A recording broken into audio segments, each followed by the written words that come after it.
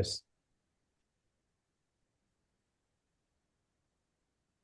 అది నాకేది అర్హత, నాకేది అర్హత, నువ్వు ఏ మార్గంలో ఉంటే తరిస్తావో ఆ మార్గాన్ని తెలుసుకొని దానికి అధికారివై ఆ కర్మ ఆ మనం చేసే కర్మలో ఫలితాన్ని ఆశించకుండా నీ కర్తవ్యాన్ని నువ్వు చేయాలి.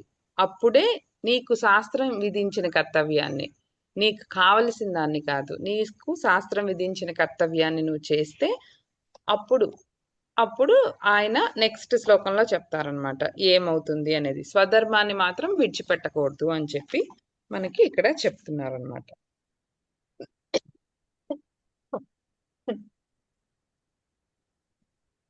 నెక్స్ట్కి వెళ్ళిపోవచ్చా?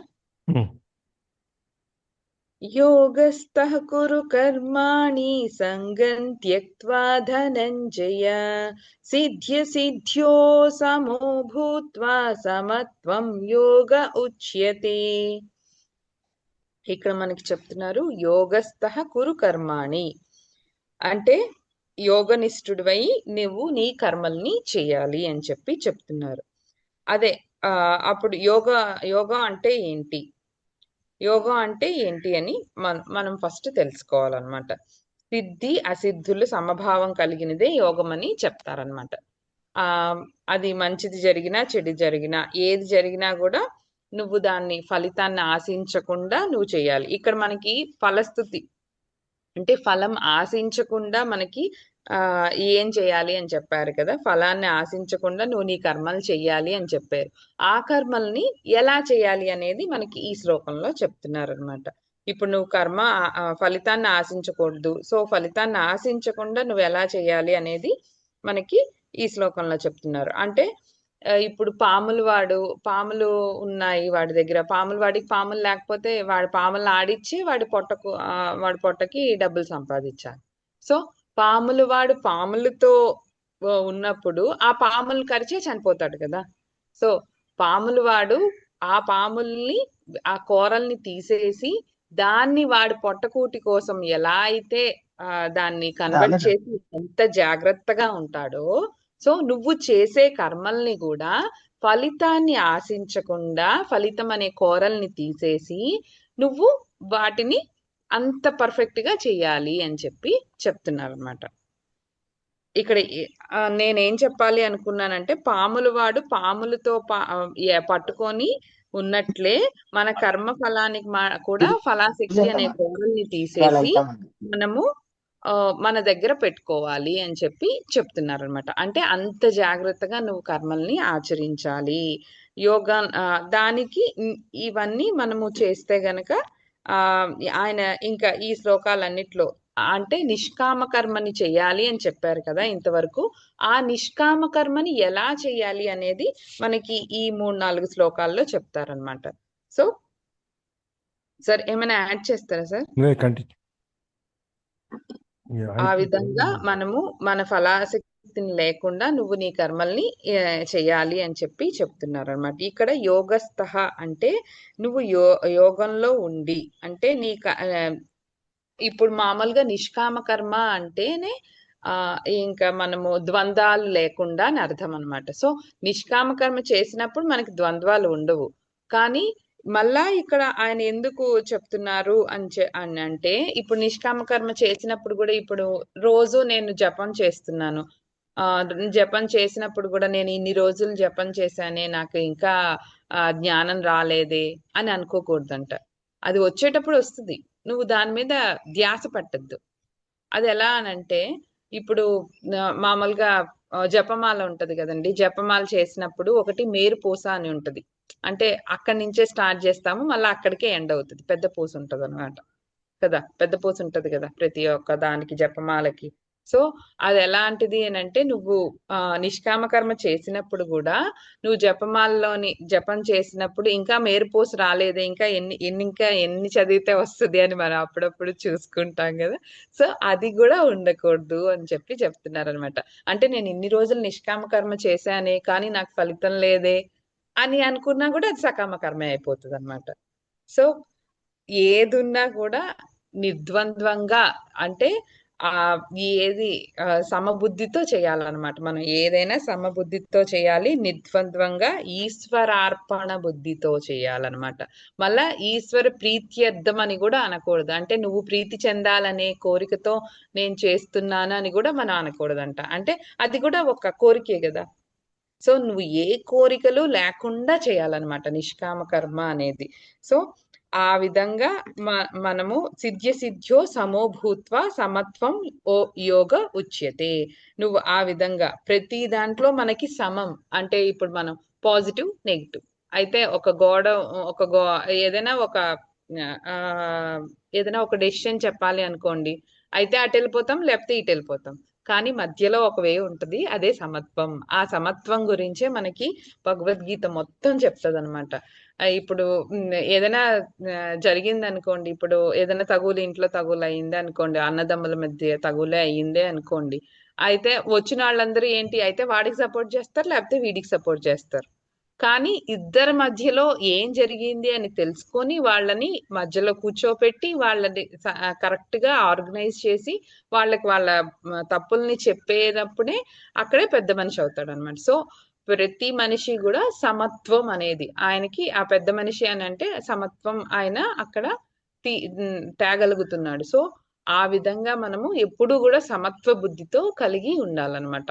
ఎప్పుడు అయితే అటు వెళ్ళిపోవడం లేకపోతే ఇటు వెళ్ళిపోవడం కాకుండా సమత్వ బుద్ధి అనేది నువ్వు అలవర్చుకోవాలి అని చెప్పి మనకి ఇక్కడ చెప్తున్నారు అనమాట.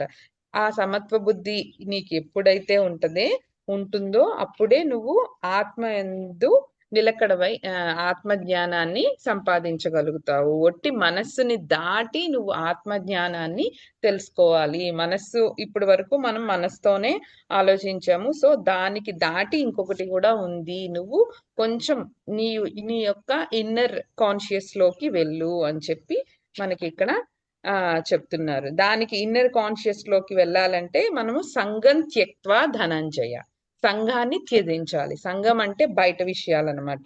బయట విషయాలతో ఎక్కువ అటాచ్మెంట్ అనేది పెట్టుకోకూడదు అని చెప్పి ఇక్కడ మనకి చెప్తున్నారు అనమాట.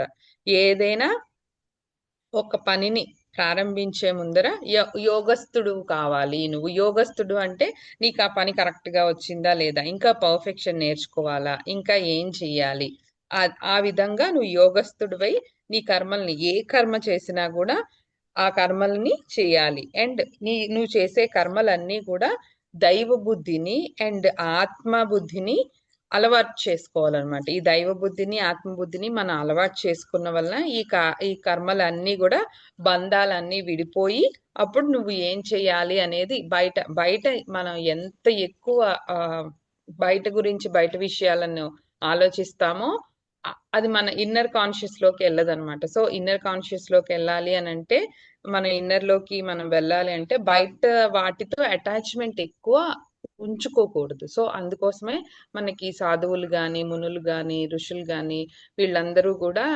ఎప్పుడు చూడండి అయితే ఊరు బయట ఉంటారు, లేదనంటే ఇప్పుడు హిమాలయాస్ లోని అట్లంతా ఒక ఒక కామ్ ప్లేస్ లో అన్నమాట.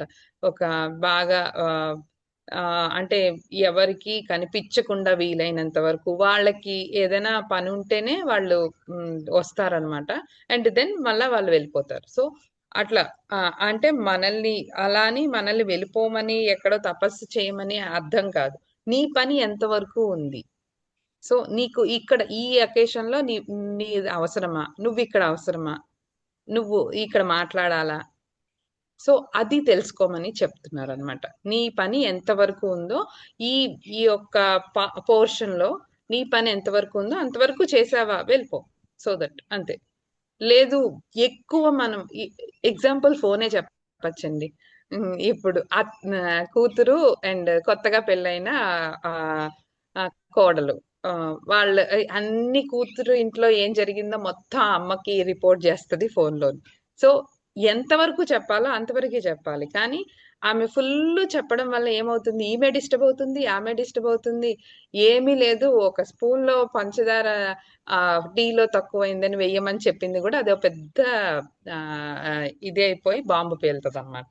సో చాలా చిన్న చిన్న విషయాలు అనమాట. సో ఆయన ఏమంటున్నారంటే సంగన్ సంఘం త్యక్త్వ అంటే నీ పని ఎంతవరకు ఉందో అంతవరకే సంఘంలో ఉండు. సో ఆ విధంగా నువ్వు చేస్తే నిష్కామ కర్మని నువ్వు సక్సెస్ అవ్వగలవు. సో నిష్కామ కర్మ సక్సెస్ అవ్వేదానికి ఏమేం చేయాలి అనేది మనకి ఈ 3-4 శ్లోకాల్లో ఆయన చెప్పాలనుకుంటున్నారనమాట. సో సమత్వ బుద్ధితో నువ్వు ఉండాలి, సంఘాన్ని త్యజించాలి, యోగనిష్ఠుడివై నీ యొక్క సమభావంతో నీ కర్మలను ఆచరించినప్పుడు నువ్వు నిష్కామ కర్మని చాలా చక్కగా ఈశ్వరార్పణ బుద్ధితో నువ్వు చేయగలిగితే నువ్వు నిష్కామ కర్మని చెయ్యగలవు అని చెప్పి చెప్తున్నారనమాట. అంటే ఇప్పుడు మనము ఒక పనిని చేసాము, దానివల్ల ఫలితం ఆశిస్తే ఇప్పుడు ఫలితం ఆశించామనుకోండి, ఏమవుతుంది ఏమవుతుంది అనే భయంలో ఉంటాం. అదే ఇప్పుడు ఎగ్జాంపుల్ చెప్పాలంటే అమ్మా నాన్న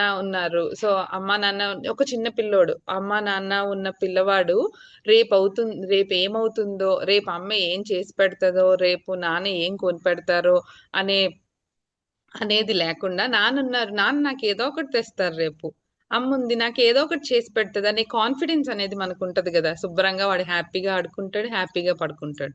సో నువ్వు అలా ఉండాలి. ఒక అమ్మా నాన్న ఉన్న పిల్లవాడు ఎంత సంతోషంగా అయితే వాడు ఉంటాడో, ఇప్పుడు అదే అమ్మా నాన్న లేని వాడైతే వాడికి ఆ టెన్షన్ అనేది ఉంటది. సో నువ్వు అంత హ్యాపీగా ఉండొచ్చు, నువ్వు అంత హ్యాపీగా ఉండు అని చెప్పి చెప్తున్నారనమాట. సో ఇక్కడ ఇంకొక ఎగ్జాంపుల్ చెప్పాలి అని అంటే, ఇప్పుడు మనము ఒక ట్రైన్ ఎక్కాము, ఒక ట్రైన్ ఎక్కినప్పుడు డ్రైవర్ కరెక్ట్ గా తీసుకెళ్తాడో లేదో, డెస్టినేషన్ వస్తుందో లేదో అని ఆ రాత్రంతా పడుకోకుండా ఉండకుండా మనము వాడిని నమ్మి ట్రైన్ ఎక్కాము కదా, డ్రైవర్ ని నమ్మి ట్రైన్ ఎక్కినప్పుడు ఇంకా మనం దాని గురించి ఆలోచించము. మనం నెక్స్ట్ ఏం చేయాలి, డెస్టినేషన్ వస్తే దిగడము, తర్వాత మనము ఏమనుకున్నామో దాన్ని చేయడం గురించి మనం థింక్ చేస్తాం.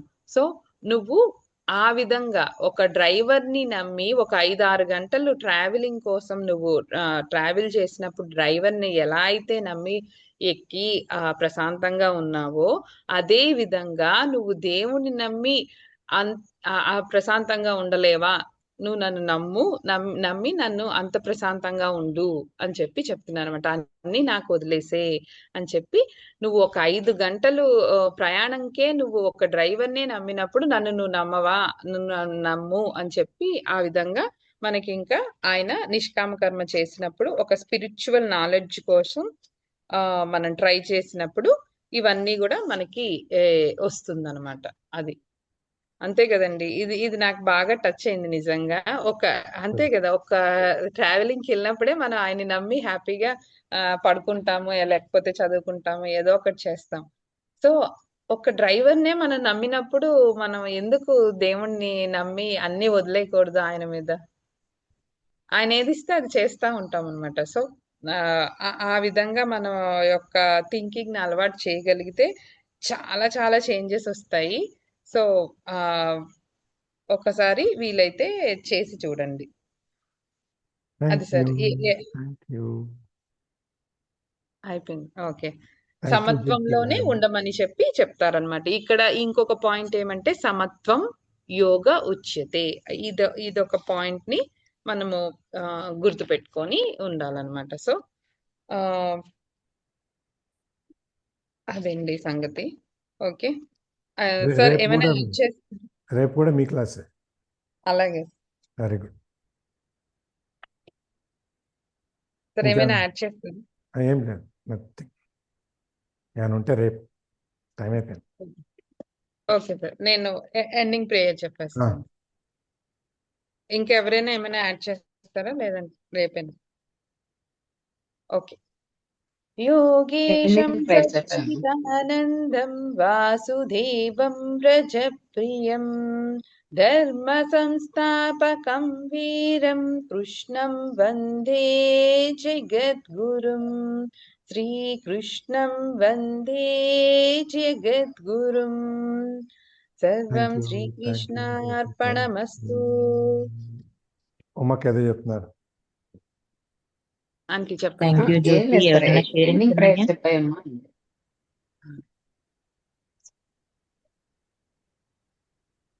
రికార్డింగ్ ఆపేస్తున్నాను.